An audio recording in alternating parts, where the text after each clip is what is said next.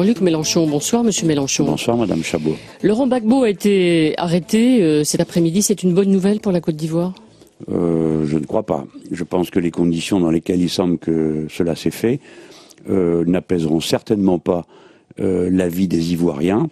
Tout au contraire, le sort de M. Ouattara maintenant dépend entièrement de l'armée française. C'est pas une bonne condition pour quelqu'un qui dirige un pays. Et la France, il y avait un mandat de l'ONU. J'observe que les mandats de l'ONU maintenant donnent lieu à des interprétations de plus en plus extensives.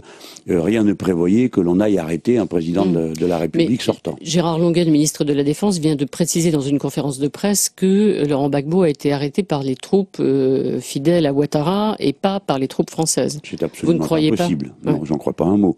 Mais on verra bientôt les journalistes qui sont sur place nous donneront leurs observations et on ne s'en tiendra pas au communiqué des états-majors qui, vous savez, toujours en situation de guerre, sont la dernière source d'information à aller consulter quand on veut savoir ce qui se passe. Donc l'intervention française, même si elle n'a pas été jusqu'au bout, c'est-à-dire jusqu'à se saisir de Laurent Gbagbo, était utile ou pas utile pour mettre un terme au combat à Abidjan et pour rétablir une situation normale en Côte d'Ivoire? Le mandat de l'ONU donnait pour mission que l'on neutralise les armes lourdes qui menaçaient les civils. Cette injonction concernait aussi bien les troupes de M. Gbagbo que celles de M. Ouattara. Et au lieu de quoi, on s'est ingéré dans un conflit qui tient à un état de guerre civile qui est latent depuis 2003, et on a pris fait et cause pour un camp. Lequel camp ne s'est pas comporté d'une manière telle qu'on aille en être très satisfait. Mais Gbagbo a perdu les élections quand même, les massacres, Mélenchon. alors attendez, je termine juste ça. Les massacres dans l'ouest du pays par les troupes de M. Ouattara sont pas spécialement une indication de bonne tenue. Quant aux élections, je suis obligé de dire à Madame Chabot, comme ce que tout le monde est obligé de dire, l'ONU les a reconnus, l'OUA les a reconnus, et ainsi de suite.